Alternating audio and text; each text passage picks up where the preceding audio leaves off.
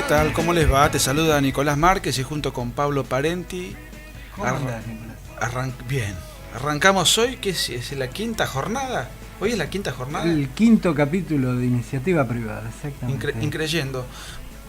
Vos sabés que esta semana fue muy especial y vamos a arrancar de una manera distinta. Siempre hacemos una especie de salpicón de relativa a la actualidad, cosas que van pasando, que después vamos a comentar seguramente muchas cosas, pero en el día de ayer, o antes de ayer, ya tanto vértigo que me olvido, hay una comediante multimediática, caracterizada por un feminismo intransigente, una mezcolanza de... Bueno, no sé si es una stand-upista, bueno, pero yo me enteré ahora, la conocí ahora y me enteré que es muy famosa y anda en los medios, en la farándula, Malena Pichot. Sí, yo tengo que confesar algo parecido. Yo con este acontecimiento y la difusión de esta entrevista de la que vamos a hablar ahora, me enteré de la existencia de esta mujer. Yo la verdad es que no sabía que ahora es muy conocida, ¿eh? Sí, no, mis hijas me decían, muy ¿cómo conocida. no conoces a la loca de mierda? Creo que se hacía bueno, llamar, es un personaje que llamar. ella representaba en teatro. Esto viene a cuento porque esta mujer que se dice de izquierda, pero pertenece a una familia paqueta de Recoleta, ¿viste? Es un progre con OSDE. Como dice un amigo. Bueno, ya había tenido con Agustín Laje, con quien hicimos el último libro, el libro negro de la nueva izquierda, una fuerte, un cruce muy intenso por Twitter relativo al aborto, ¿no? Bueno, esto tuvo en su momento una repercusión en las redes, pero resulta que ahora ella lo invitó a Agustín a debatir. Antes de ayer se generó un debate. Ella debatió en conjunto con su coequiper y un tercero que era un politólogo de la UBA que trajeron no solamente para tener la propaganda y el micrófono, sino para reforzar los argumentos contra los argumentos que iba a esgrimir a Agustín relativos a lo que ahora vamos a charlar con él. La cuestión que le dio una paliza tan grande a Agustín, con mucha serenidad, que eso generó un revuelo notable. A mí la página hoy me la voltearon 2 veces. Bueno, fue un episodio muy intenso y Malena había advertido la paliza que padeció porque no le quiso dar a Agustín el audio que se había comprometido a darle. Finalmente un cibernauta subió ese audio lo subimos a Prensa Republicana. Ayer, muy raro que alguien que haga un programa de radio después no quiera que ese programa se difunda, ¿no? O sea, bueno, pero lo veo desde mi punto de vista, o el nuestro acá con este programa. ¿Escuchaste el debate? Sí, por supuesto. Y bueno, ahí te das cuenta por qué no quiso que se difunda, por el mal papel que ellas hicieron en el debate, donde no solamente no tuvieron argumentos sustantivos, sino el papel donde perdieron los estribos, fueron irascibles, agresivas, hicieron un papel muy pobre, ¿no? Bueno, estamos en contacto con Agustín Laje, amigo y la estrella de la semana en todo el ambiente. ¿Cómo estás, Agustín? ¿Cómo te va, Nicolás? ¿Cómo estás, Pablo? Un gusto en saludarlos. Un abrazo. Vos sabés que lo que le comentábamos a Agustín con Pablo lo siguiente, antes de armar el programa hoy. Vos el debate lo ganaste, pero te diría que no porque tus argumentos hayan sido muy sólidos, que lo eran. Pero que lo eran es algo que no lo podías vos explayar demasiado porque te interrumpían, se mofaban, gritaban histéricamente. Cortaban la comunicación. Cortaron la comunicación y ganaste el debate por la serenidad, la calma y el razonamiento. Ahora, vos te quedaste con muchas cosas por decir que no las pudiste decir porque te censuraban ellas mismas con esa prepotencia, con ese histeriquismo. Y bueno, digamos, ahí ganaste entre otras cosas porque mantuviste la serenidad, que es una cosa encomiable, porque hay que mantener la serenidad en ese conventillo histeriqueril, sí, si vale la palabra. Y esto viene a cuento no solamente por el libro que publicamos, sino fundamentalmente por un artículo que vos habías publicado, que es un fragmento del libro, que vos marcabas los vínculos existentes entre la ideología de género y la pedofilia. Empezabas a explicar, a dar tus argumentos, te interrumpían con chicanas y con gritos. Te preguntaron 4 o 5 veces que comiences y recomenzabas y te volvían a interrumpir. Y la verdad que creo que mucha gente, los miles y miles de cibernautas que han escuchado y siguen escuchando, tienen ganas de escucharte con serenidad, sin ese carnaval feminista en el cual vos estuviste involuntariamente inmerso y del cual fuiste agredido y casi censurado, y ganaste por la serenidad del espíritu, más que por lo que pudiste decir, que no te dejaron decir mucho. Mira, pasa que yo desde el inicio me di cuenta que ellas me estaban llamando en primer término porque pensaban que me iban a aplastar en el debate. Por eso mismo llevaron a un politólogo de la UBA para tener como un soldado extra, por si las dudas. Ellos estaban seguros que a mí me iban a aplastar. Cuando se dan cuenta que no pueden hacerlo, toman otra táctica, que es la de hacerme, digamos, poner un poco nervioso, reírse, gritar. Bueno, entonces con eso ellos esperaban que yo me sacara de sí. Y al sacarme de sí seguramente iban a lanzar lo típico de que, bueno, que claro, que yo era un misógino, un violento, un fascista, etcétera. Por eso yo mantuve la calma, y lo que lamenté efectivamente es no haber podido cerrar ninguna idea, ¿no? Porque todas las preguntas que me hacían o me las ramificaban cuando yo empezaba a hablar, o directamente me las cortaban a los gritos. Y fue interesante porque el interés que ellos tenían por el vínculo que nosotros establecemos entre la ideología de género y la pedofilia surge de un artículo que salió en Prensa Republicana y que ocupa unas 4 páginas, digamos, el tema en nuestro libro, unas 4 o 5 máximo. Pero ellos tenían una obsesión con eso, y sin embargo yo no lo pude explicar, así que bueno, te agradezco desde ya este espacio por si querés que lo charlemos ahora. No, por supuesto, aparte en el caso particular, lo hago en beneficio propio para que el libro se siga vendiendo. soy accionista, viste, de la causa. O sea que ayer Prensa Republicana tuvo 50.000 visitas. A causa de, no, de por este supuesto. Audio. Ayer.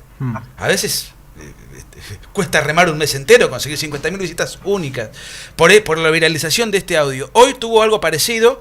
Me acaba de decir Leonel Di Camilo, que opera en la página todo el tiempo, que lo acaban de voltear y que lo acaba de volver a resucitar por tercera vez. Yeah. Bueno, no sé, serán 100.000 visitas. Bueno, una cosa, es un fenómeno que excede el microclima al cual uno está acostumbrado a transitar. Bueno, Agustín, a ver, entonces, vamos algo de una Malena Pichot civilizada. Explícame por qué el feminismo la ideología de género tiene que ver con la pedofilia. Bueno, para eso tengo que empezar haciendo una definición de lo que es la ideología de género. Ideología de género es aquella ideología, digamos, que hace del sexo, de la sexualidad humana, algo o una realidad completamente desconectada de los factores naturales. Esto tiene que ver con lo que escribió desde Simone de Beauvoir hasta Judith Butler, de que el sexo en realidad siempre fue género. Es decir, que no existe lo natural en lo sexual, sino que todo es cultural, ¿no? Agustín, déjame yo o Pablo arrancar de cero para el que no está al tanto. Digamos, ¿qué diferencia hay entre el sexo y el género? Bueno, el sexo y la sexualidad es aquello que hace a nuestro cuerpo morfológico, fisiológico y, en una palabra, biológico. Antropológico. Lo que nos es dado. Claro. Es lo que nos es dado. Pero el género es el margen de libertad que tiene el ser humano para introducir los factores culturales propios de una sociedad y de un tiempo a sus prácticas sexuales. ¿Está bien? Ahora bien, hay una dialéctica entre la naturaleza y la cultura. Lo que hace la ideología de género es borrar de esa dialéctica el peso de la naturaleza, que la ciencia lo ha comprobado. Los neurobiólogos, los psicobiólogos, los neurólogos han hablado sobre que el cuerpo se sexualiza desde el vientre materno, para que te des una idea, por los influjos hormonales que reciben el vientre. O sea, el peso de la naturaleza en nuestro cuerpo es para la ciencia un hecho irrefutable. Pero luego vienen estas ideologías anticientíficas que nos dicen no, en verdad el sexo siempre fue género, que es una frase célebre de la feminista más actual, de mayor importancia, que es Judith Butler. Con esto nos dice, el sexo no tiene nada de natural, es toda una construcción de la cultura. Y vos fíjate que cuando yo les estoy explicando esto a Malena y a su equipo, me saltan y me dicen, no, vos estás hablando de cualquier cosa, la naturaleza no existe. Y yo le digo, ¿vos por dónde ingerís tus alimentos? ¿Por la boca o por el ano? Y hicieron un silencio, porque si ellos me admitían que lo ingerían por la boca, estaban dándome la razón de que la naturaleza existe. Entonces lo que me dicen es, hay gente que utiliza tráqueas artificiales, ortopédicas. Bueno, claro, justamente las pueden utilizar porque las ciencias naturales han comprendido cómo funciona el cuerpo humano y han podido hacer ese tipo de herramientas para ayudarnos, ¿no? Pero justamente una previa comprensión del ser humano. Con esto quiero aclarar, hay un núcleo duro atrás del sexo que tiene que ver con nuestro cuerpo humano, con aquello que no tiene que ver con la cultura, con aquello que es igual el hombre de hoy al hombre de 1000 años atrás o al hombre de 1000 años hacia adelante. Hay un núcleo duro, natural, y después hay, digamos, márgenes de maniobra que sí nos lo da la cultura. Pero al reducir todo lo que tiene que ver con la sexualidad a una explicación culturalista, se cae en una reducción del problema que nos lleva a concebir la idea del no límite, ¿no? Frente al sexo no habría otro límite que nuestra propia cultura, que es justamente la cultura del patriarcado, la falocracia, el heterocapitalismo, el bueno, en fin, todos estos conceptos que las feministas de hoy utilizan.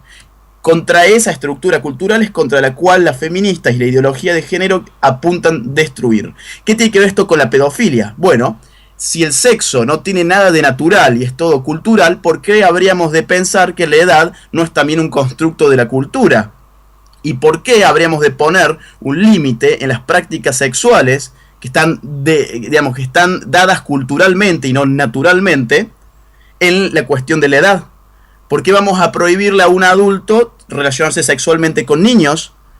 Si eso es parte también de esta cultura heteronormativa, bueno, en fin, ¿no? Y esto no es lo que lo digo yo, eso es lo más triste, ¿no? Porque se supone que los dice gente de la academia feminista, de las teóricas más importantes del feminismo, que presuntamente la gente que me entrevistó con Malena Pichot tendría que haber leído, como por ejemplo Kate Millett, como por ejemplo Firestone. Yo en su radio hablé sobre Simone de Beauvoir, que escribió una solicitada en el año 77 en Le Monde, apoyando que la firmó Foucault. También Foucault, justamente. Porque la ideología de género no es solamente feminismo, digamos. Pero bueno, en este caso puntual hablabas del feminismo, ¿no? Pero sí, pero por eso es más interesante hablar de ideología de género, porque abarca más temas que el feminismo. El feminismo es una parte de la ideología de género. Foucault es uno de los grandes pensadores que ha estado atrás, por supuesto, de la ideología de género. Pero igualmente también sobre esto ya habló Hockeghem, habló, bueno, un poco más acá en el tiempo Beatriz Preciado, Diana Torres. En fin, son todas pensadoras del feminismo desde los 70 hasta esta parte, que han establecido ellas mismas el vínculo entre el feminismo radical y el feminismo queer, que es la última ola, digamos, de este feminismo, y la pedofilia, por las mismas razones que yo te digo. Ahora, ¿esto significa que todas las feministas son pro pedofilia? No, lo que significa es que el feminismo actual tiene bases ideológicas que se prestan a la justificación de la pedofilia y que sirven a las demandas pedófilas, por el peligro intrínseco de desasociar el sexo de su núcleo duro natural y confundir a las personas vendiéndoles que todo tiene que ver con la forma en que se criaron. Pablo, decime. No, quería aportar a mí otra parte de ese desopilante reportaje que me llamó mucho la atención fue el contraste que hubo en cuanto a quién tiene la hegemonía hoy, ¿no? Malena Pichot y los que estaban con ella, sí. Siempre, bueno, sostenían la hegemonía del patriarcado y del machismo exacerbado, y vos, digamos, de alguna manera poniéndote como el único que podía cuestionar estas cosas, o que estaba hoy en día cuestionando estas cosas, les marcaste que la hegemonía la tenían ellas, en realidad, y en eso coincido. Él les pregunta, a ver, en un momento ellas le acusan a Agustín, como diciéndole, fíjate vos lo ridículo que sos, que el único libro publicado con estas opiniones es el tuyo, claro. No hay otro. Entonces, ¿quién tiene la hegemonía? Claro, exactamente. Yo soy un marginal. Claro. Y mirá, hoy salió un meme con eso. Los memes son esas figuras que les montan imágenes y que le ponen alguna frase, que fue interesante porque se ve que quien la hizo le quedó grabada justamente esa parte a la que se refiere Pablo. Y en el meme dice, Malena, quiero que me nombres un autor que no sea yo que escriba contra la ideología de género. Y Malena me insulta y me grita en el meme. Porque es así, mira, es interesante, ¿no? ¿Qué es la hegemonía? O cómo se expresa la hegemonía. Fundamentalmente, y esto no lo digo yo, sino que los dicen los teóricos por antonomasia de la hegemonía, como por ejemplo Antonio Gramsci o Althusser, dicen, se expresa por dos vías. Por la academia, es decir, por el ámbito de la enseñanza, y por el ámbito de los medios de comunicación. Ahora bien, ¿quiénes ocupan la academia y los medios de comunicación hoy en día? Bueno, que alguien me nombre algún periodista, algún panelista, algún filósofo, algún pensador, algún digamos, alguien que esté dentro de alguna universidad que esté en contra de la ideología de género públicamente. Ellas no pudieron nombrarlo, yo les dije también, nómbrenme algún libro en contra de la ideología de género, y no sabían ni para dónde salir, y eso es porque la hegemonía la tiene ese pensamiento, y si no, fíjense lo que nos está costando con Nicolás introducir este libro y llegar a medios. Hay muchos medios que no nos han querido dar nota justamente por el miedo que les da este tipo de temas. La hegemonía se expresa en sentido común. La hegemonía viene a ser, para simplificarle a la gente, la opinión dominante, la opinión prevaleciente en una comunidad determinada. Es como, es lo que piensa el hombre medio. Y ella al final, antes de cortarme la comunicación, porque aparte me la cortó ella, sí, me dice, salí a la calle y dale un beso en la mano a un hombre y vas a ver qué te pasa. Bueno, yo le quería... digamos, no tuve tiempo porque me cortaron la comunicación, insisto, pero yo diría otra cosa. Salí a la calle y, por ejemplo, entra en alguna manifestación de Ni Una Menos con un cartel en contra del aborto. A ver cómo te va, ¿no? Claro. Bueno, ese es otro derivado de la ideología de género. Pero, mira, insisto, ellas con la cuestión de la hegemonía me saltaban con algunos datos que sería bueno. Yo, entre tantos griteríos, no podía ponerlos de manifiesto, pero ahora ustedes que me dan acá este espacio, se los puedo... mira, ellas me dicen, 30 mujeres mueren cada... una mujer muere cada 30 horas, me dicen.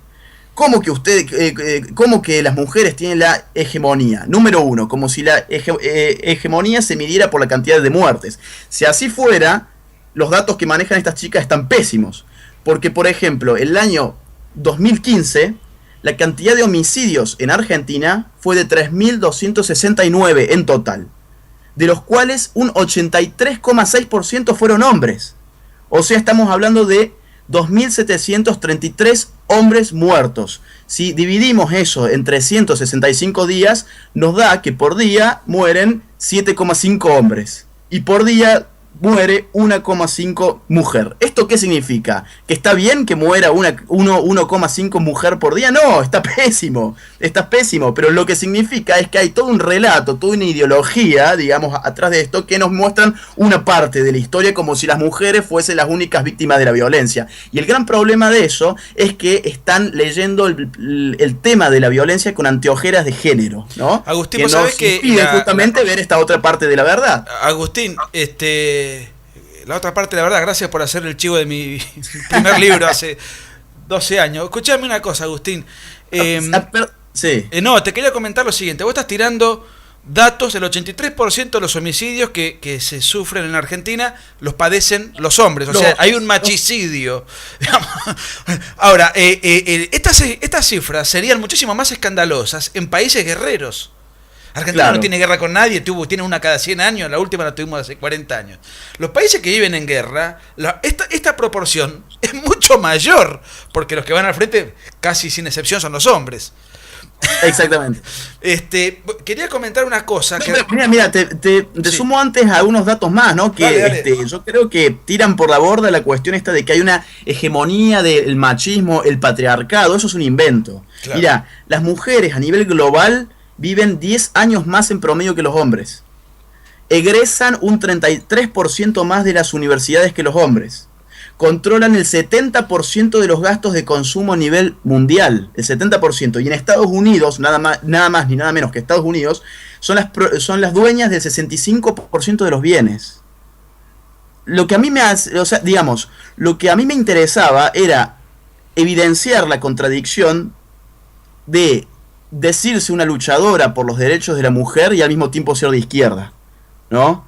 Por eso fue que yo les dije en todo momento, las mujeres y los homosexuales han vivido mucho mejor, incluso la comunidad transexual ha vivido mucho mejor siempre en el sistema de economía de mercado, en los pueblos libres de Occidente, contra los cuales ustedes atacan, ¿no? Y ahí, viste, bueno, hubo todo un tema sobre el Che Guevara, que no sé si lo escucharon, pero... Sí. Salta el politólogo de la UBA, que fue el único que mantuvo más o menos las formas, y me dice, bueno, claro, porque yo le digo, para mí es una gran, o sea, lo que evidencia las paradojas, digamos, de la ideología de género es ver en marchas de orgullo gay las banderas del Che Guevara. Y el tipo me dice, bueno, es que pasa que se está resignificando la imagen del Che Guevara. No es que se está resignificando.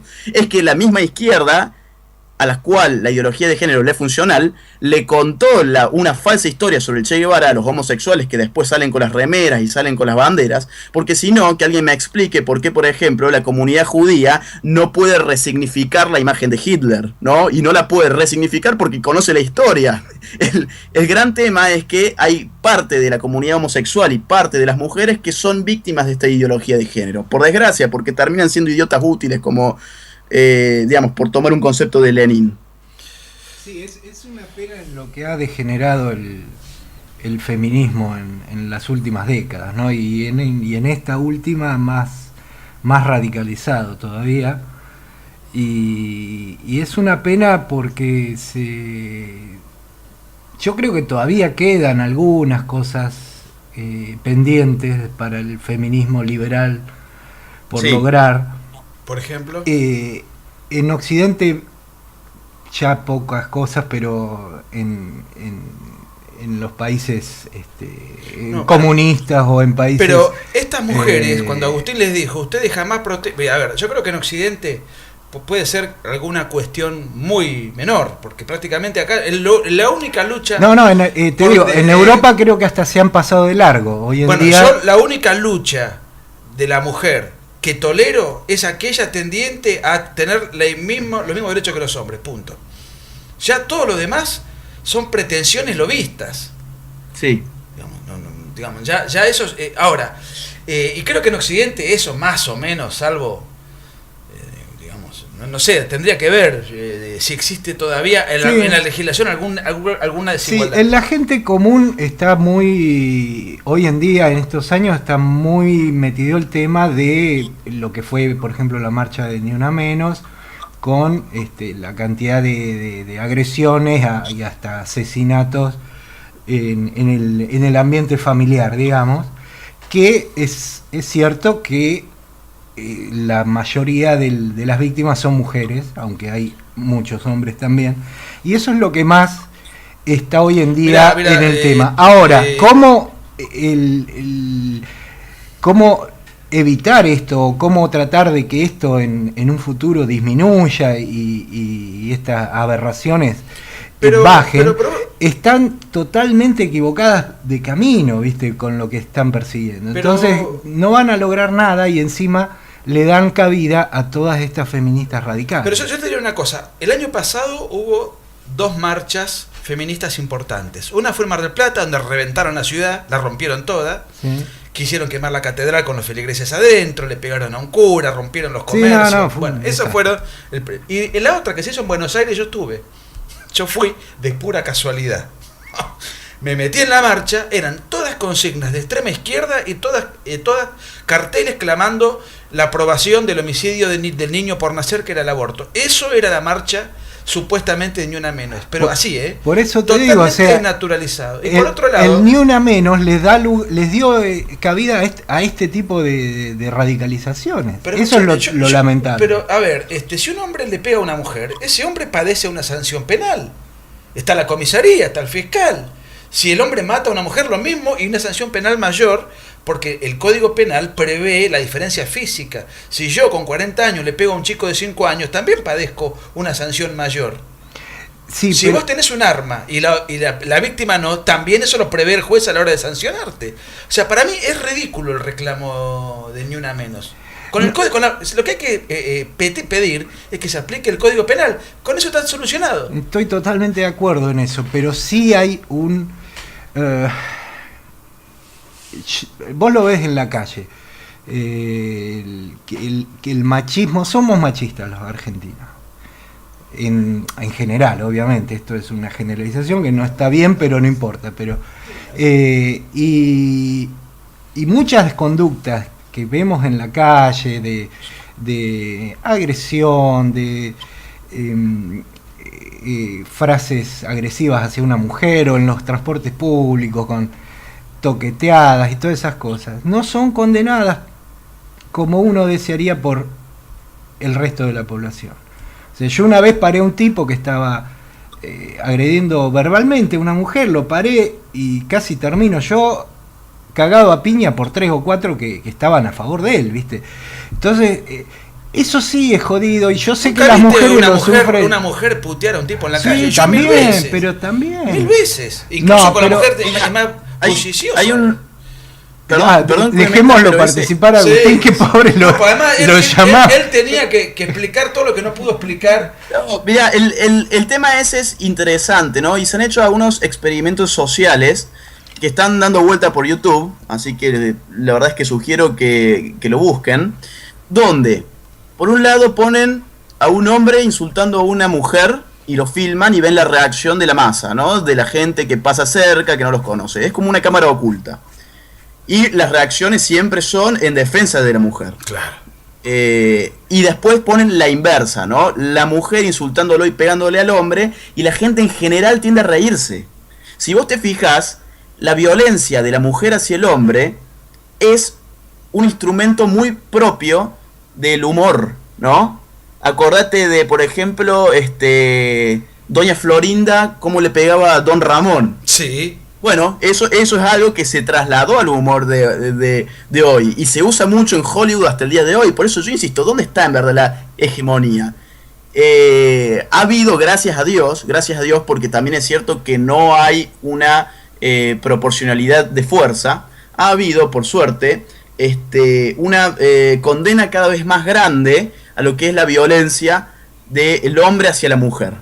Pero eso no tiene que llevarnos a la falsa conclusión de que la violencia es unidireccional, es decir, que no puede darse también al revés, porque eso es lo que esconde atrás la cuestión de Ni Una Menos. Es la ideología de género llevada al plano de la violencia, que nos hace ver una especie de guerra entre hombres y mujeres, ¿no? Donde los hombres son los victimarios siempre por antonomasia y las mujeres son las víctimas siempre por antonomasia. Eso no es cierto, y es interesante también, ya que hablamos hace un rato de hegemonía, interrogarnos por qué no existen en nuestras academias, en nuestras universidades, al día de hoy, ninguna investigación sobre violencia de género que se puede generar, digamos, de la mujer hacia el hombre.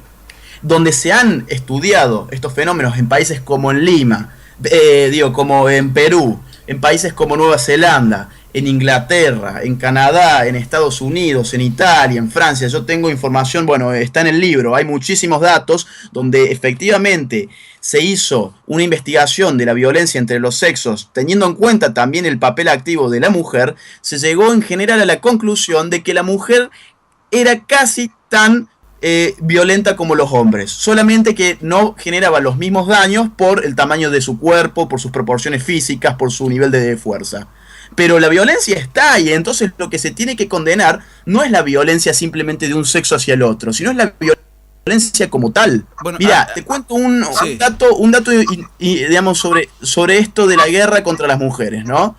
En Canadá, el Parlamento hace algunos años mandó a un equipo de científicos sociales a generar, digamos, un estudio que les demoró 2 años hacerlo sobre violencia de género. Cuando salieron los resultados, se publicaron solamente aquellos que eran relativos a la violencia que ejercía un hombre contra una mujer. lo que el público dio por descontado era que de que si solamente se habían publicado esos datos, era a causa de que la violencia de la mujer hacia el hombre, bueno, habrá sido un porcentaje tan bajo que no merecía ni ser incluido en ese informe. Eso justificó al Parlamento de Canadá a llevar adelante un paquete de leyes que se las tituló La guerra contra la mujer.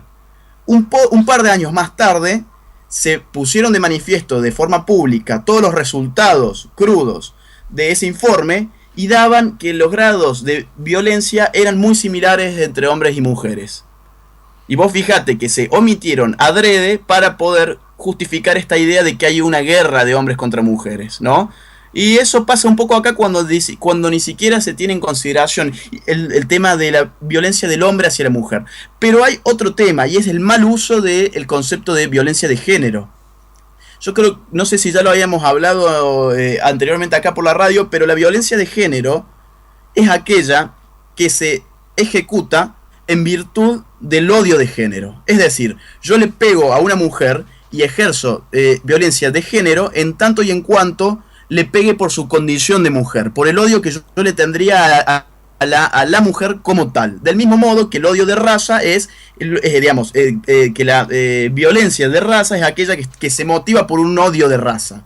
El problema es que acá nos venden que la violencia de género es absolutamente todo acto violento que tenga como victimario a un hombre y como víctima a una mujer, sin escrutar, digamos, los motivos de esa violencia, las raíces, las causas, ¿no? O sea que, Agustín, eso atenta contra los principios fundamentales del derecho penal. El derecho penal no mide, no juzga la motivación por la cual yo le pegué a alguien. Lo que juzga es que yo le pegué a alguien, salvo el caso específico de la legítima defensa. Es decir, y además, ¿cómo haces para comprobar que una persona le pegó a una mujer por su condición de mujer, no porque le mintió o por lo que fuere? Es un delito y hay que condenarlo. Pero la motivación que tuvo el hombre, eso no lo puede saber nunca un juez. ¿Y por qué le pegó a esa mujer en particular y no le pegó, por ejemplo, a su madre o a su hermana? Vos sabés que el otro día en el debate a mí me impresionó alguna cuestión que ellas, en su cassette, pero claro, a los gritos no se podía. Ellas en un momento te tiran a vos como la pelota. Bueno, ¿qué tienen que hacer las minorías? Entonces, si lo que vos sostenés es que están mal. Perdón, las mujeres no son minorías, son mayoría. Las mujeres son mayoría. En todo caso, las minorías son estas militantes, pero esto es otra historia. Ahora, en todo caso, lo que ellas tendrían que haberte preguntado, porque ahí se equivocaron, la mayor población mundial es femenina, es que tendrían que hacer los débiles, ¿no? Pero ¿por qué estas mujeres si se preocupan por los débiles, no hacen una marcha reclamando, por ejemplo, por los niños, que son mucho más débiles que una mujer físicamente y no tienen la capacidad intelectual ni mental como para hacer una denuncia o pedir auxilio, etcétera? No solamente les importa un pomo los chicos, no hacen marchas al efecto, que son mucho más débiles y mucho más desarmados para repeler una agresión que una mujer, sino que además en las marchas ellas piden el aborto libre y gratuito. No solamente no defienden a los niños como una población débil, sino que los quieren reventar en el estado mayor de debilidad posible, sin la más mínima posibilidad ni siquiera de llorar. Aparte que la persona por nacer es lo más débil que puede existir, ¿no? Porque ¿quién lo defiende? Ni puede llorar.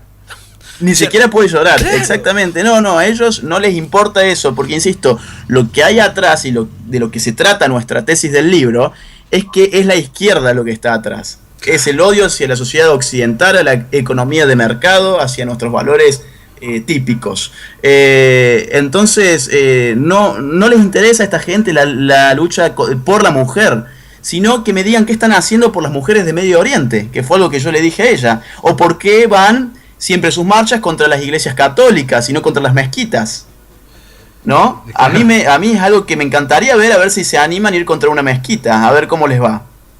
Vos sabés, Agustín, que volviendo al tema original de ese artículo tuyo relativo a la ideología de género y la pedofilia, etcétera, vos planteás que, bueno, al no haber ningún dato de la naturaleza, sino que todo es una cuestión meramente cultural, también es cultural la permisibilidad de la edad o del consentimiento para tener relaciones sexuales y que por consiguiente estos conceptos le abren la puerta a la pedofilia.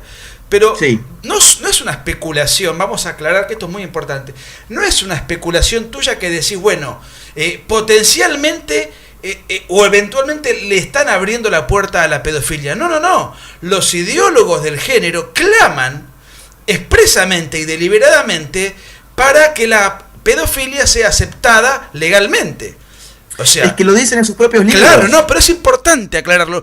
Tu razonamiento está perfecto. Si esto es válido, esto le abre la puerta a la pedofilia, pero no es solamente un razonamiento tuyo que surge de tu deducción al analizar la ideología de género.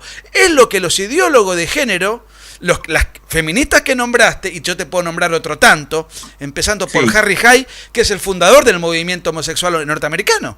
Harry Hay era Sí. miembro fundador de la NAMBLA, que es la Organización Mundial de la Pedofilia. Búsquelo en internet, está en la foto de él insertando en la NAMBLA, que es la Red Internacional de Pedófilos. Lo pedía Foucault, lo pedía Hawking, con estos mismos fundamentos que vos estás diciendo, y fíjate vos cómo la cosa va repercutiendo y no es una simple abstracción teórica o un debate de academia. El discípulo por antonomasia en materia penal de Foucault es Zaffaroni, conocido por sus escandalosos fallos donde él disculpa a los pedófilos, y un caso particularmente él lo absuelve del abuso a una menor de 9 años, que este perverso le obligó a la menor a practicar de 9 años una felatio, y según los considerando de Zaffaroni, fue a oscuras, para la menor equivalía a chupar un caramelo, y Foucault dice algo parecido, dice, no hay que sancionar la agresión sexual, hay que sancionar la agresión, porque una mujer violada es igual de víctima a que si te introduzcan un dedo en un ojo. Lo dice Foucault esto textualmente, y su discípulo aplica obedientemente los fallos, y en mérito de eso fue luego juez de la corte, porque esto antes de ser nombrado juez de la corte. Bueno, mirá, acá tenemos otro caso en Argentina, que es el de Jorge Corsi. Es un psicólogo que ha estado incluso asesorando para las llamadas leyes de género, y el tipo al final fue encontrado en una fiesta con niños, en una fiesta sexual con sus amigotes y con niños, y ahora está preso. Y en una nota que él dio al diario Perfil, dice, bueno, pero si hoy consideramos a la homosexualidad tan válida como la heterosexualidad, ¿por qué no podemos considerar en un futuro próximo también la pedofilia? Y él fue un ideólogo de género, insisto, ideólogo de leyes de género que han salido en nuestro país. Sí. O sea que el tema no está tan lejos, y en la praxis política, los movimientos feministas, por ejemplo, de Holanda, se aliaron explícitamente y públicamente con los movimientos pedófilos de Holanda. Y en Alemania, el Partido Verde, un partido de izquierda y pro ideología de género, se alió también en su momento con la causa de la pedofilia. O sea que esto no es un invento mío, hay fundamentos teóricos, hay libros escritos sobre el tema y hay acciones prácticas que se pueden encontrar muy fácilmente. Vamos a aclarar una cosa, ¿no? Porque enseguida aparecen los bien pensantes que se escandalizan con este. La verdad que es muy difícil, hemos vivido todo tipo de agresiones de los feministas, bueno, es lógico, pero incluso de gente más o menos próxima que se dicen libres pensadores, pero se escandalizan cuando aparece un libro que los saca del esquema que están acostumbrados a escuchar o a leer, ¿no? O sea, son libres pensadores en tanto y en cuanto no les cambies el catecismo que ellos repiten desde siempre. Sí. Nadie está diciendo que todo homosexual es un pedófilo, por favor, ni que un homosexual no pueda practicar su vida personal en su ámbito privado, en su intimidad como le plazcan, tanto no se dañen derechos de terceros. Porque enseguida te acusan, es la chicana permanente. O sea, tampoco se dice que toda feminista sea pro pedofilia. En todo caso será, digamos, para seguir con Lenin, una idiota útil que está sirviendo a una causa que la excede y de la cual no llega a comprender bien sus fundamentos filosóficos. claro. ¿No? Porque si no, a mí que me digan, yo soy una feminista liberal de la primera ola. Perfecto. Entiendo muy bien lo que vos razonás. Pero si ahí me dicen en abstracto, yo soy feminista, y bueno, ya un poco de ruido me hace, porque me doy cuenta que no conocen ni siquiera las variantes del feminismo, y no conocen que la hegemonía hacia el interior del feminismo la tiene hoy su vertiente radical y su vertiente queer, que es justamente la que promueve este tipo de cosas. Y por curiosidad, Agustín, el caso este de esta chica Malena Pichot, ¿vos crees que ella es una idiota útil o es una feminista radical en serio, consciente y estudiada, digamos? Mira, ella empezó con todo esto como generalmente pasa con los izquierdistas, por puro resentimiento. Ella se peleó con el novio y acto seguido empezó a hacer unos videos cómicos, se convirtió en una chica que hacía stand-up, le fue muy bien con eso. Luego tengo entendido que fue guionista de algunas obras de teatro, y después quiso volar más alto de lo que le daba, ¿no? Y empezó a hacerse la intelectualoide, empezó a hablar de temas que no manejaba, pero siempre en el marco de notas que le hacían en los grandes medios, muy simpáticas. Yo he visto una, por ejemplo, con la hija de Moria Kazan, siempre todo en un marco en donde ella es la heroína, ¿no? Y ella pensó que realmente era una iluminada, ella pensó que sobre feminismo era lo mejor que tenía la Argentina, que era una intelectual, y bueno, ahora que se encuentra por fin con una voz que le pone en cuestión todos sus dogmas, bueno, se da contra la pared al punto de bloquearme, de amenazarme con hacerme una denuncia. Yo creo que ella quiso volar más alto de lo que le dio el cerebro, te soy sincero. A mí me dijo por Twitter, bueno, dice, ustedes tienen que discutir con filósofos porque nosotros somos comediantes. Sí, pero la actitud de ella, al menos en esta nota que hizo, es una actitud muy reiterada en la izquierda de hoy, de ejercer la violencia directamente, sin ningún tapujo, pero a su vez poniéndose como víctima. Sí, sí, sí. Lo ves en Eve de Bonafini, lo ves en Cristina de Kirchner, y lo ves también en esta chica. O sea, ese paradigma que tiene hoy esta izquierda de ser muy... Y después te acusa de violento a vos por la duda, ¿viste? No, pero eso es tener una posición dominante que ellos artificialmente transfiguran en victimismo. Claro. Transfiguran. El otro día la acusaban a Agustín, lo bombardeaban entre los tres, de ser la hegemonía. No solamente eso es absurdo, se contradijeron a sí mismas, sino que yo leí por ahí, creo que lo posteaste vos en las redes, que hoy estaba hablando en el programa de Jorge Rial, le invitan, es una diva, claro, de los culebrones vespertinos. Sí, aparte estaba hablando sobre el caso de Cordera. ¿Y por qué no habla, por ejemplo, sobre las pintadas que hacen sus grupos feministas, que ponen cosas como, por ejemplo, muerte al macho, ¿no? Pero perdón, Agustín, perdón, la ignorancia, porque evidentemente vos estudiaste a este personaje con el cual debatiste hace 48 horas. Ella dirige grupos feministas. No. Ella se involucra dentro de los grupos feministas, pero no es una líder, digamos, activista. Pero va a las marchas, vocera de algo. Para muchos es un gran ícono dentro de ese movimiento, Ojo, no es un personaje marginal. Es un ícono importante. Pero yo digo, bueno, si vamos a hacer una condena, por ejemplo, de lo que dijo este cantante hace poco, que dijo algo así como que había algunas mujeres que merecían ser violadas, bueno, ¿por qué también no vamos a condenar a las feministas radicales que pintan consignas por todas las ciudades desde todo el país, como por ejemplo muerte al macho, ¿no? Sí. Muerte al macho, ni más ni menos. Y bueno, es porque en verdad no interesa ni la violencia, no interesa ni la vida, no interesa ni la libertad. Lo que les interesa es la destrucción de un orden social y político.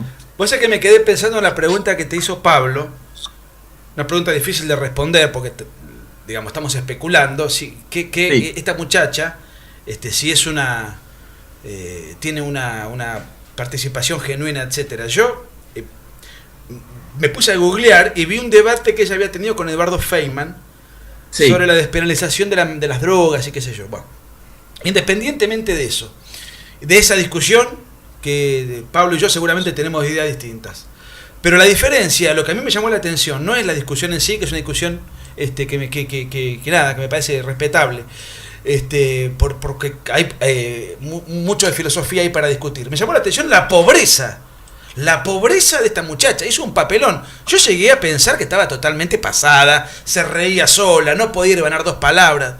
Feynman le hacía preguntas, ella acusaba a Feynman de facho. Y Feynman le decía, bueno, ¿qué es ser facho? Y no sabía ni responder, ni dar una definición básica. Que te asombre la pobreza de los que están hoy en día en televisión, me asombra un poco. No me asombraría si vos te dedicás al periodismo chimentero. Ahora, si vos te dedicás a difundir la ideología de género, por lo menos 4 o 5 variables básicas podés manejar. No has visto Intratables, entonces. Mira, ella yo la escuché en uno de las notas que le hicieron, que yo vi la noche anterior a que ella me hiciera la entrevista. Sí. Yo vi por YouTube una, me parece, con Babi Echecopar. Y ella habla sobre Judith Butler. Claro, Babi no debe haber tenido idea quién era Judith Butler. Yo le saqué el tema de Judith Butler en la entrevista a Malena Pichot a ver si podíamos tener una discusión seria sobre las ideas de Judith Butler. Y si vos te fijás, ella me esquiva el tema. Con lo cual yo creo que ella se ha aprendido algunos nombres, ha leído algo por Wikipedia, claro, pero no creo que mucho más. No. Y vos fíjate que al último dicen, cuando yo les sugiero leer el libro, me dicen, no, que las feministas no tenemos tiempo para leer, tenemos muchas cosas que hacer en la calle, así que vos salí a la calle, me dicen. No tenemos tiempo para leer, fíjate, sí, pero sí para hacer stand-up, ¿no? Ahora, vos sabés que yo especulando así, digamos, con la pregunta de Pablo, yo creo que ella que vive de este personaje, le va bien, hace lo que le gusta, no le hace falta capacitarse demasiado intelectualmente, porque con la pobreza de lo poco que sabe le alcanza para ser un personaje multimediático o por ser reconocida por un grupúsculo de adeptos. A mí me parece que los idiotas útiles son los que la siguen a ella. No la conozco, la vi en tu debate, la vi googleándola en alguna cosita más. Y si ella dirige y le va bien y gana plata juntándole la cabeza a gente más escasamente preparada que ella, me parece que es una viva bárbara.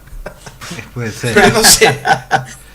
Puede ser también, porque encima, fíjate qué contrahegemónica que es, que tiene todos los medios a su favor, ¿no? Como remarcaba recién, ella estaba en Intrusos, y bueno, yo estoy hoy acá en radio, ¿no?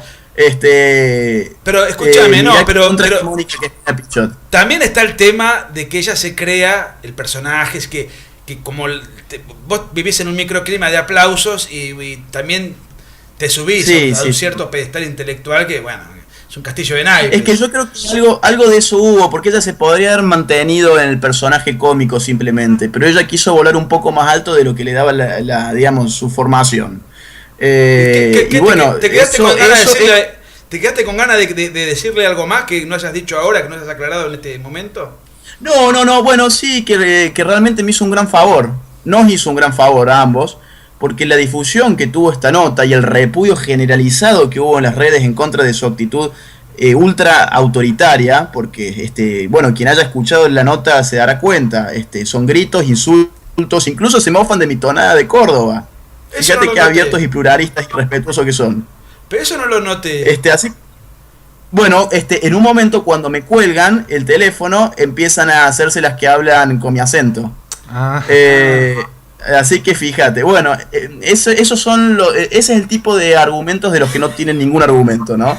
En fin, bueno, muchas gracias a Malena, en serio, muchísimas gracias, porque la viralización que hemos tenido del libro, gracias a esta polémica, ha sido impresionante. Hemos podido estar en las redes sociales, esto girado por todos lados, y bueno, fue, en fin, más gracias a ella que a mí, porque yo no pude cerrar prácticamente ninguna idea, que la puedo estar cerrando ahora con ustedes gracias a su educación, más que nada, cosa que ella no tiene. Pero bueno, gracias, porque aparte hoy en Amazon se han vendido muchísimos libros de todos lados del mundo. Sí, gracias a esto. Más fue antes de ayer, hoy y ayer fueron los días de más venta desde que le salió el libro. Así que, por favor, amigate con ella y pedile de vuelta que te dé otro espacio. Que me dé otra nota, y si no, si se aburrió de mí, que te la haga a vos. Con todo gusto. Dudo que yo pueda mantener la serenidad que vos mantuviste. Pero no, bueno, eso Yo Me lo dudo juego más. que sí. Esa templante, tomaste un ribotril antes de la nota, imagino. Este,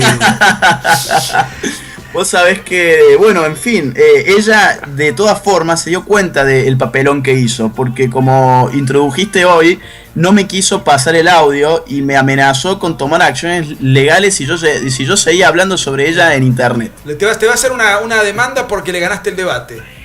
Acusándote Claro, de haberle ganado el porque- debate. Violencia de género es eso. Me ganó el debate. claro. Así es, pero bueno, en fin, no, fue una buena charla desde el punto de vista económico para Propagandístico. nosotros. Abrazo, Agustín, enorme. Bueno. Abrazo grande, chau chau. Agustín, muchas gracias, y bueno, Muchas gracias Pablo, fuerte abrazo a ambos. seguramente me juego la vida que Malena Pichot va a escuchar este reportaje, porque de alguna manera, por algún lado le va a llegar. Así que Se lo vamos a tuitear. Se lo vamos a tuitear. sería interesante eso que sugerías de que te haga ahora una entrevista a vos, y así sigue. Reforzamos la propaganda del libro. Bueno, Bueno, hacemos un corte, ¿te parece? Y volvemos enseguida. ok. Visita Prensa Republicana, el sitio de internet de Nicolás Márquez. Prensa Republicana, opinión y actualización diaria. Visitar y suscribite gratuitamente a www.prensarepublicana.com.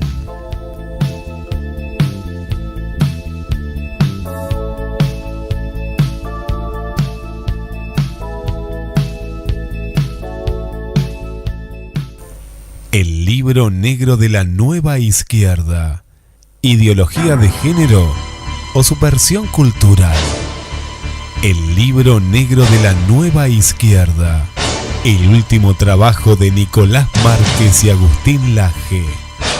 El libro negro de la nueva izquierda. Conseguilo en Cúspide y en las principales librerías del país. Muy bien, seguimos en iniciativa privada. Después de este extenso reportaje que hicimos, vamos a cambiar radicalmente el tema. Vamos a ir al tema que más le gusta a Pablo Parenti, que es la economía, con alguien que sabe mucho. Que sabe Realmente. sabe mucho y además Sabe de verdad. no solamente sabe de verdad, sino que además tiene la virtud que yo más admiro en las personas que se dedican al mundo de las ideas, es la incorrección política, ¿no? Eso para mí es una virtud, la pongo casi al mismo lugar de la sapiencia. Y Agustín Monteverde, de él estamos hablando, tiene las dos cualidades. Yo soy Pablo Parenti, al lado mío Nicolás Márquez, y queríamos charlar un ratito con vos, y un poco para romper el hielo y empezar con una pregunta sencilla, ¿no? ¿Estamos yendo directo a un nuevo default, Agustín? Mira, la Venezuela ha sido el problema madre que tenía la Argentina y que ha hecho al respecto el gobierno. No hay ninguna novedad si yo les digo que el problema central, la madre de todos los problemas, tiene que ver con el gasto estatal, con nuestra costumbre, nuestro hábito de gastar por encima de los recursos que tenemos. Esa manía de hacer crecer y crecer el Estado, y representando cada vez más peso para el sector productivo. El gobierno, en este aspecto, lo que hizo básicamente se puede resumir en buscar cubrir el déficit fiscal, no en reducir el déficit fiscal. Y la estrategia para llevar a cabo eso, es decir, para cubrir el déficit fiscal, fue recurrir al endeudamiento. Claro. Entonces, si vos tenés, en consecuencia, un país que cada vez gasta más, que cada vez la brecha entre gasto e ingresos es mayor, más de 20 puntos de ventaja de crecimiento tiene el gasto sobre los ingresos. Y paralelamente, vos estás tomando deuda y más deuda y más deuda para cubrir ese déficit. La cosa va bien mientras estás en este tramo, que es cuando todavía partís de una situación de endeudamiento razonable, etcétera, etcétera. Pero esto sabemos cómo termina. Claro. Sabemos cómo termina porque ya lo hemos probado muchas veces. Lo que pasa es que, propio de la Argentina, no nos cansamos de golpearnos la cabeza contra la misma pared, ¿no?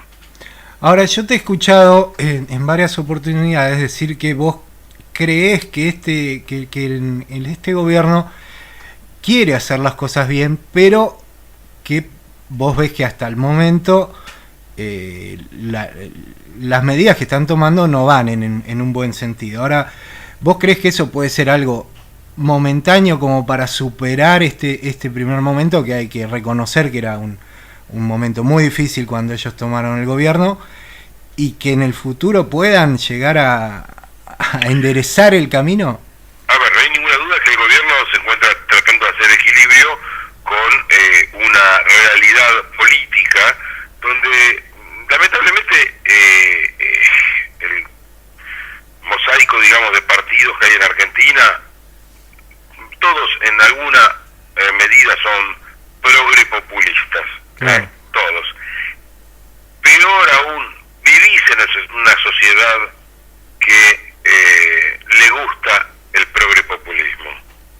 Vivís en una sociedad que defiende al Estado a pesar que el Estado la está asfixiando.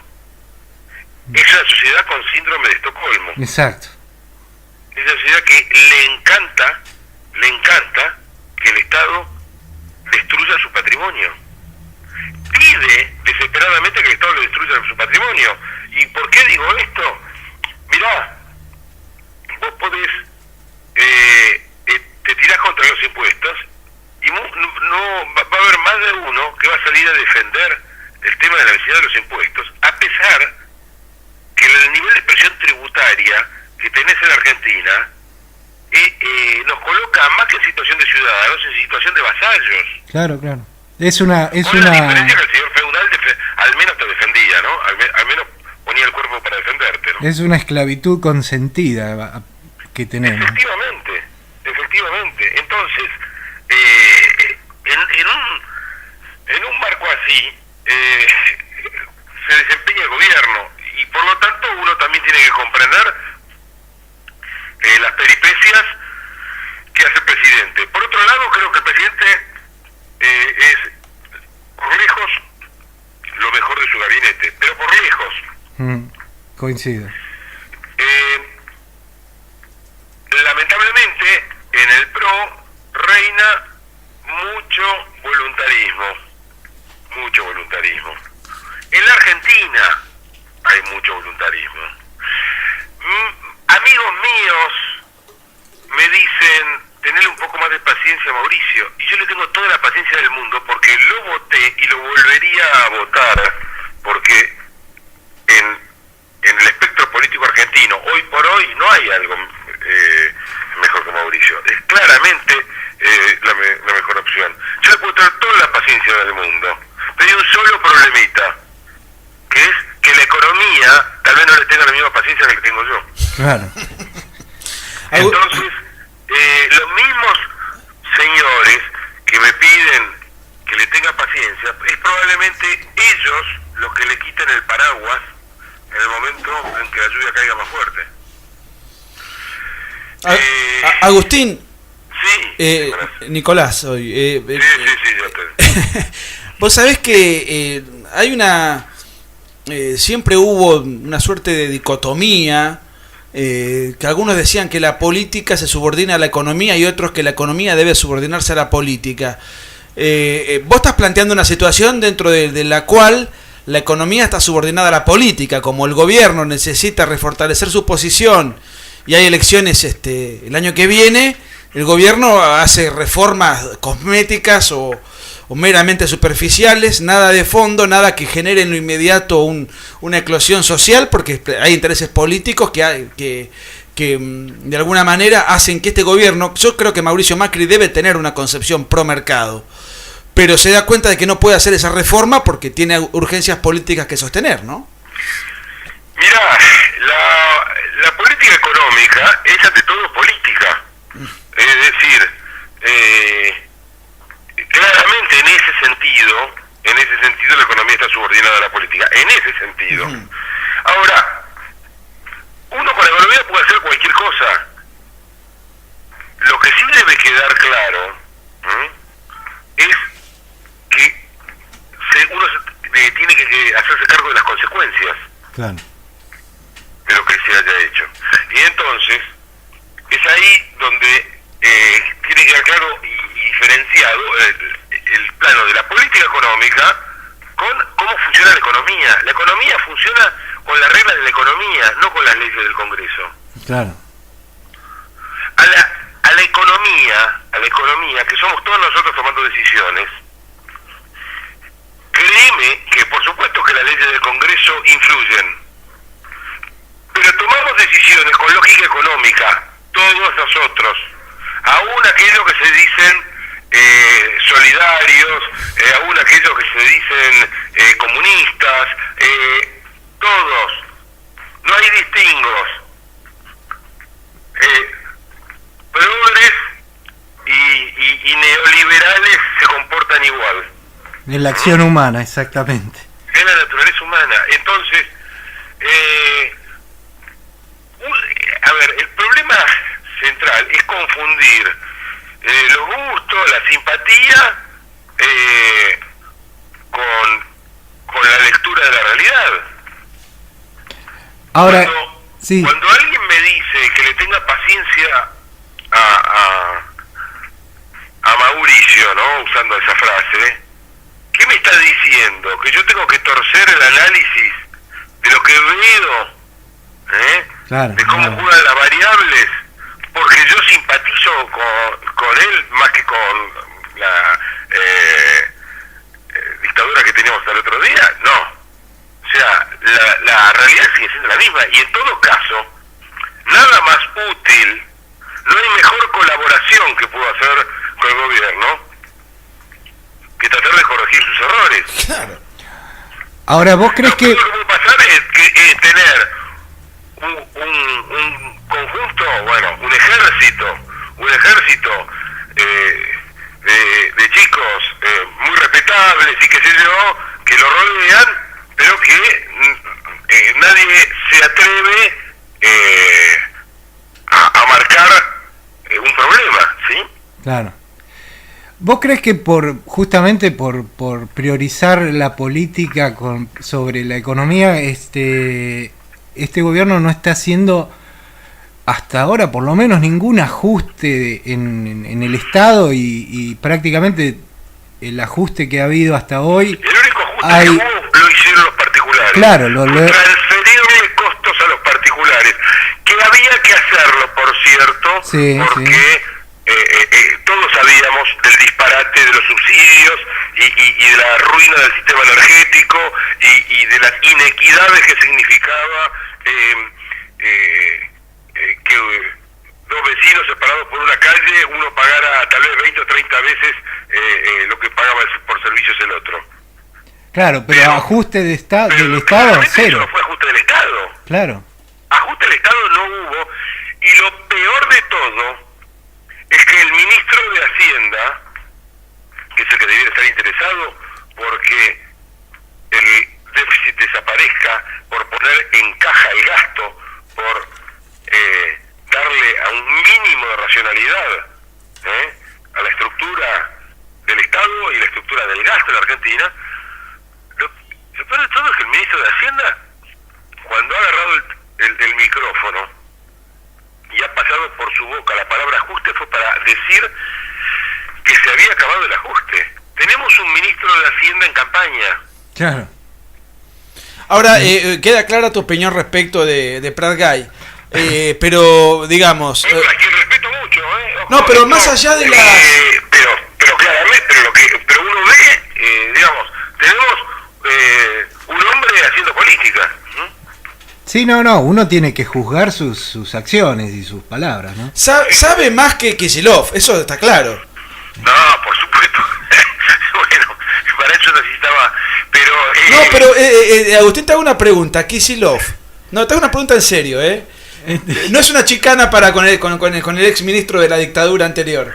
Bueno, de la última dictadura, digamos. No es una chicana. Lo que te digo es, Kicillof, ¿era una persona preparada, pero ideológicamente equivocada, o era un chanta En serio, digamos, era una persona que en lo suyo sabía, pero que obviamente está en las antípodas de nuestra manera de ver la economía, particularmente la tuya, que sos un especialista. Mira, yo creo que básicamente se trataba de un muchacho que tenía arruinada la cabeza desde joven. Entonces, cuando vos estudias algo y pretendés adaptar la realidad a tu forma de ver las cosas, cuando vos pretendés hacer encajar una disciplina consolidada como es la economía, que son los mismos libros para todo el mundo. Esto es algo importante. Estudiamos los mismos libros en la Patrick Lumumba o en la Harvard o en la Universidad de Buenos Aires, ¿sí?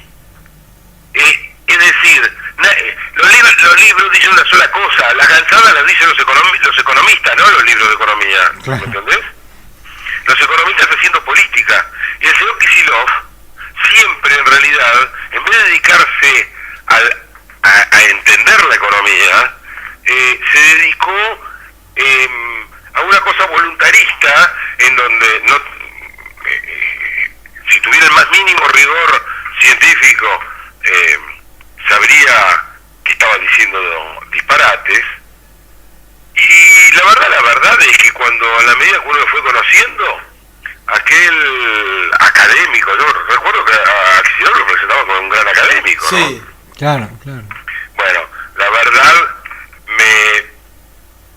a mí personalmente me pareció que realmente era académico, pero de la chantada, porque francamente creo que es barato, además.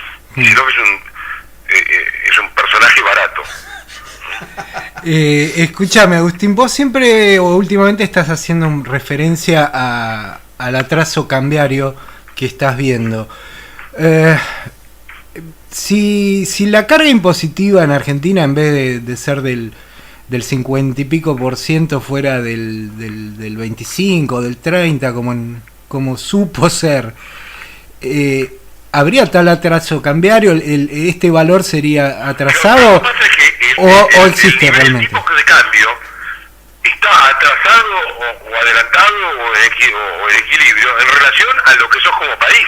Claro. En relación a lo que sos como país. Entonces, claro, si la Argentina no tuviera los costos impositivos que tiene, no tuviera las hiperregulaciones que tiene, no depreciara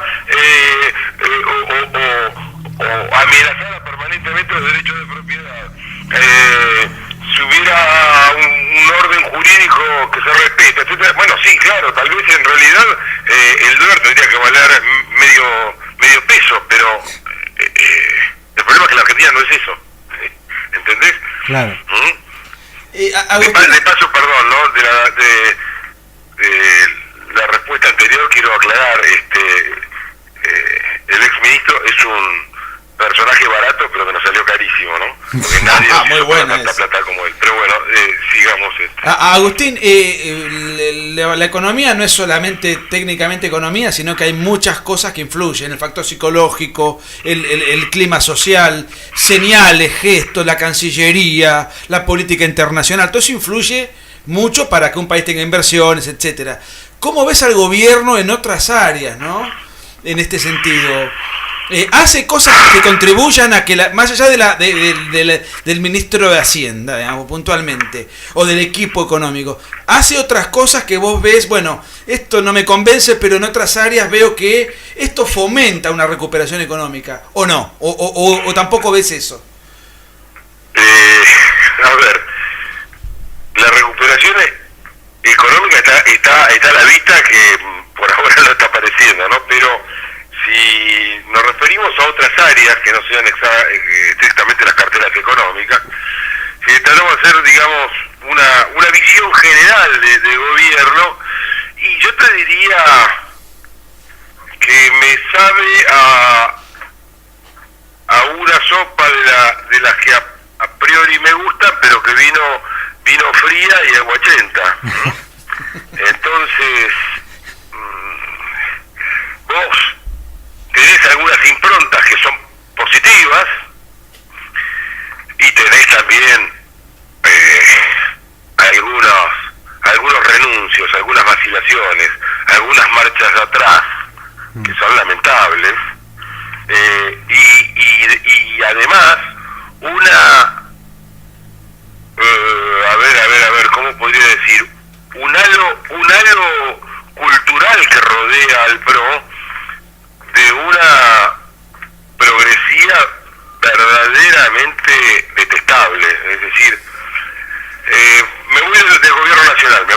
Nacional me voy por ejemplo, al gobierno de la Ciudad de Buenos Aires, que en definitiva Sí. es de donde salió el PRO, ¿no? Sí, Sí, sí. sí.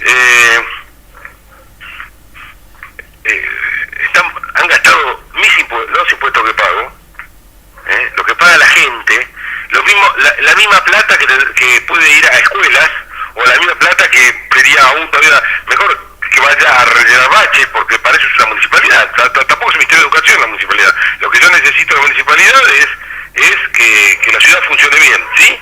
Claro. Bueno, la plata ha ido a parar a celebrar la diversidad con semáforos para trans. Y los semáforos, en vez de mostrarme a un tipo que o camina o está quieto para pasar un semáforo, ahora me muestra a dos tipos agarrados de la mano que cruzan o que se quedan quietos, pero no contentos con eso, claro, pusieron otro par de semáforos con dos señoritas agarradas de la mano. Había que equilibrar. Había que equilibrar, o sea que, pero el problema, hay que informarle al amigo Horacio Rodríguez Larreta que él está atrasado con este tema de los géneros, porque resulta que hay como 50 y tantos, hay otros que deben cantar, qué sé yo, 214, no sé, o sea que podríamos tener una colgadera ahí de semáforos en cada esquina que... pero ¿vos te das cuenta del grado de disparate en que estamos? No, es una imbecilidad, porque no solamente se malgasta la plata, sino que además se la malgasta en una demagogia progresista que es inaceptable, digamos, ¿no? Esto realmente lo hemos comentado, es la pérdida total del sentido común. Y yo digo, ¿le reporta votos a este individuo, Larreta, esta soberana imbecilidad? Y lo otro que te digo es que los curros siguen a la orden del día. Disculpen, se lo pongo así, los curros siguen a la orden del día.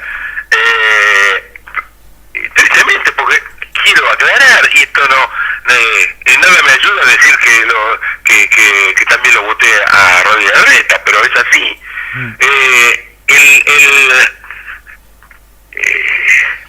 Ahora ocurre que hay que hacer grabado de autopartes. El grabado de autopartes es un curro por el cual te sacan 1000 mangos. Y si no te amenazan que te meten una multa inmediatamente, y que esto y que el otro. Sí. A partir de octubre, la verificación técnica vehicular en 6 talleres para toda la ciudad de Buenos Aires. 6. 6, ¿me entendés? Ahora yo digo, ¿por qué no se puede hacer en el service de cada uno, tu marca, sí, oficial de tu marca, o en cualquier taller que esté habilitado? ¿Para qué miércoles habilitan los talleres, si no? Claro. Pero ¿por qué? Es simplemente porque es un curro, porque es un peaje. Son peajes. Y todo esto lo que hay. Y la última. No, son indispensables. Digamos, expertos mundiales han dicho que es indispensable andar con los vídeos grabados con arena, qué sé yo, y es indispensable la verificación técnica vehicular, a pesar de que anda cualquier cosa en la calle, pero vamos a suponer que es indispensable. Bien, yo les propongo algo, páguenlo con la exorbitancia que pagamos de patentes, o si no, ¿para qué miércoles pagamos las patentes? Sí, para arreglar las calles.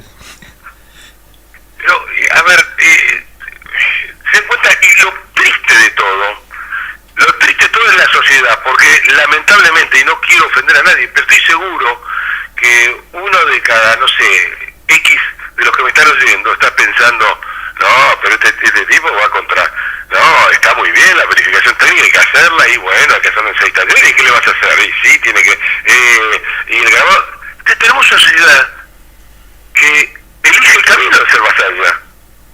Claro. Bueno, y este gobierno también hasta ahora al menos ha demostrado una tendencia a ser muy permeable por lobbies y por presiones, y a ceder ante estas presiones, tanto que puedan venir de sindicatos o de este tipo de movimientos. Te leía por ahí un tuit también de que no alcancé a profundizar, pero de un proyecto que se presentó para agrandar los derechos de los transexuales o algo así, que también incluyen más plata, ¿entendés? Claro, incluyen un montón de gastos. Después se raja las vestiduras por los licitaciones, Claro. con los hospitales sin medicamentos, con los policías sin chalecos antibala. Eso sí, mientras tanto van gastando plata en semáforos para atrás y cosas por el estilo, ¿me entendés? Claro. Y la plata, o sea, si hay algo claro de la economía es que recursos escasos para necesidades que tienden a ser ilimitadas. Entonces vos tenés que elegir a qué cosa vas a aplicar los recursos. No es para... Y bueno, y anda a explicárselo a esta sociedad, porque agarran y te salen a defender el tema incluso. Sí, sí, Y no sí. se dan cuenta que lo que están incentivando es que le sigan sacando plata de su bolsillo. ¿No?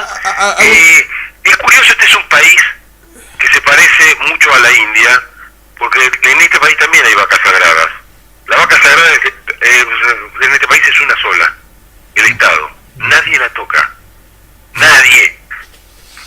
Exacto. Para terminar, Agustín, una breve reflexión tuya de un tema que siempre te inquietó y que con el cual siempre te manifestaste una ostensible disconformidad respecto de la llamada política de derechos humanos del kirchnerismo, ¿no? Del gobierno anterior. En ese sentido, ¿ves una mejora en el actual gobierno o ves un continuismo más o menos monocorde? La verdad, veo una cobardía importante y lo que es peor, mezclado con alguna indiferencia.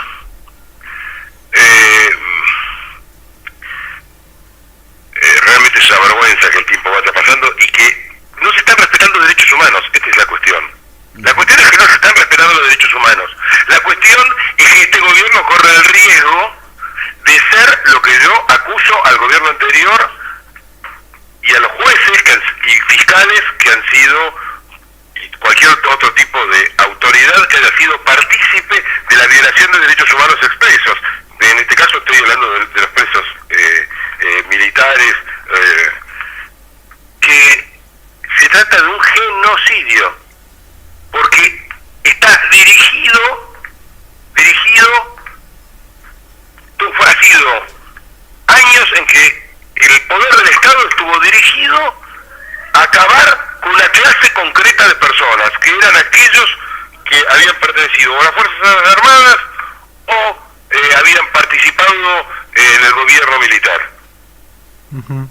Bueno, ocurre que con el argumento usado por ellos de que estos eran los genocidas, parece que a partir de ahí carecen de derechos humanos. Claro.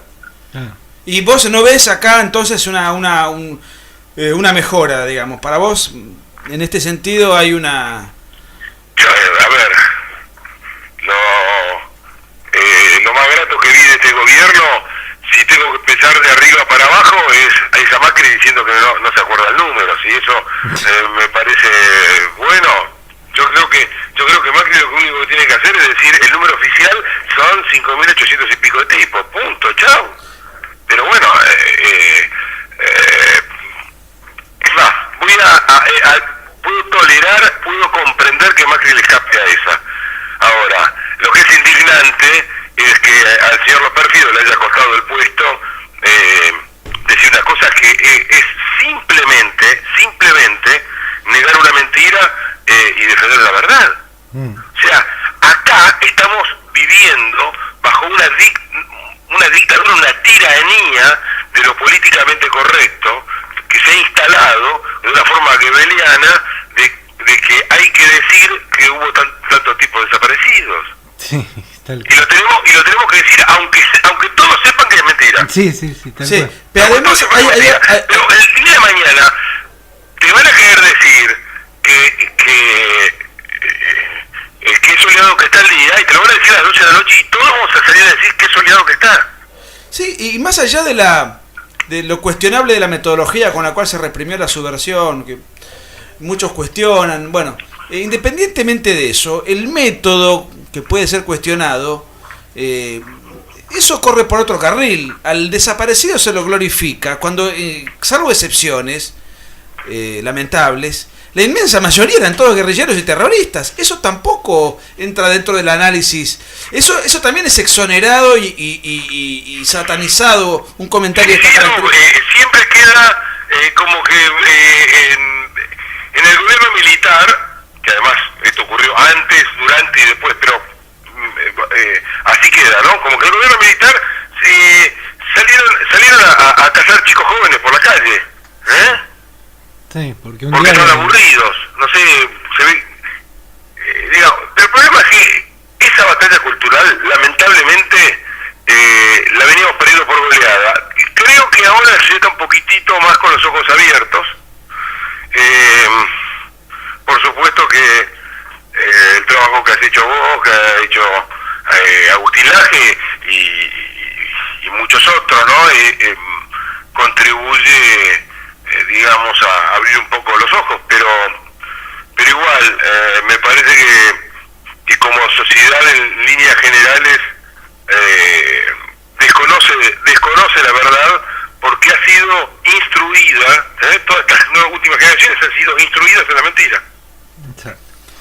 Bueno, Agustín, se nos fue, ya estamos sobre las 9 de la noche, así que se nos ha ido el tiempo, pero bueno, muy interesante, así que nos vamos despidiendo. Te vamos a volver a molestar en cualquier momento, Agustín. Un gusto conversar con ustedes. Te vamos a volver a molestar en cualquier momento y gracias por tu tiempo. No, encantado, hasta luego. Hasta luego. Encantados nosotros. Un abrazo, Agustín, muchas gracias. Un abrazo. Bueno, así hablamos con Agustín Monteverde y y hoy con Agustín Laje, sí, los dos estamos, Agustines. yo por eso me confundo fue y te digo Agustín a fue vos. un programa agustiniano. Sí. Son las 9 de la noche. Sí, no sé si querés que ya nos vamos despidiendo o No, yo hacemos creo- un pequeño bloque final. Hacemos un puente y ya nos vamos. Bueno, dale. ¿Qué quedó? ¿Quedó algo en el tintero? Quedaron tantas cosas. Yo hoy venía con ganas de hablar sobre lo que está quedando del kirchnerismo y si a vos te parece que es peligroso o crees que ya está muerto y ese tipo de cosas, pero ya no tenemos más tiempo, así que La dejamos para la semana que la viene. dejamos para la semana que viene. Yo te anticipo un poco mi reflexión de eso, si querés, un minuto. No, para mí es una pandilla que se va desvaneciendo y al no tener plata quedan los fanáticos y los más impresentables, los que están procesados, los que están actuando en defensa propia y quedan aquellos que por su impresentabilidad, si es que existe esa palabra, por su impresentabilidad, por su descrédito, no pueden colocarse en otro lado porque en otro lado no los aceptan. Entonces, para mí el kirchnerismo es una banda que tiende a la agonía, que hoy agoniza y que tiende a la extinción. Sí, pero yo también veo que, y esto me parece que es claro, que hay un claro movimiento del kirchnerismo y de algunos grupos de izquierda que están con ellos y algunos sindicalistas que están con ellos, de realmente desestabilizar este gobierno y que ellos sueñan con el helicóptero de la Rúa y que están haciendo todo lo que pueden y lo van a seguir haciendo con ese fin. Y si no los identificamos y los marcamos, creo que pueden llegar a empezar a tener un consenso un poco más grande en la sociedad, y eso hay que tener cuidado, me parece. Porque el peronismo tradicionalmente se ha dedicado a eso, o sea, cuando pierden el poder, la idea es volver al poder. Pero son cosas distintas, o sea, para mí, el peronismo es una cosa amorfa que abarca todo, ¿no? Como decía Borges, peronista es todo aquel que se dice peronista para sacar ventaja política, ¿no? Para mí ese es un peronista, más o menos, con mayor o menor precisión es eso. Si vos vas a lo que es puntualmente el kirchnerismo como fracción dentro del peronismo, para mí es una secta en retirada. Que después aparezcan personajes dentro de este aluvión que es el peronismo con fines desestabilizadores, no tengo ninguna duda. Pero digamos, yo separo al peronismo que digamos que contiene al kirchnerismo dentro de sus grupetes destituyentes. Sí, bueno, pero pueden utilizar la parte violenta de residual, aunque sea residual, para sus objetivos, ¿no? O sea, Yo cuando vi la manifestación que hicieron en favor de Eve de Bonafini, me parece pobretón, o sea, es un grupo pobretón, o sea, un grupo que puede generar un día de caos en la ciudad, un corte de calle, alguna reyerta, una gresca, pero destituir un gobierno. Lo que yo veo del kirchnerismo sobreviviente, no lo veo, no me parece, me parece hoy que es una cosa grotesca que ha quedado de una tragedia. Pero bueno, eso tampoco hay que subestimarlos, ¿no? claro, a eso me refiero, nada más. Bueno, estamos pasaditos. Sí, la semana que viene lo profundizamos. Dale, y trataremos de hacer otro mejor programa aún todavía. Bueno, nos vemos el jueves que viene, Nicolás. Chau. Gracias a los que estuvieron.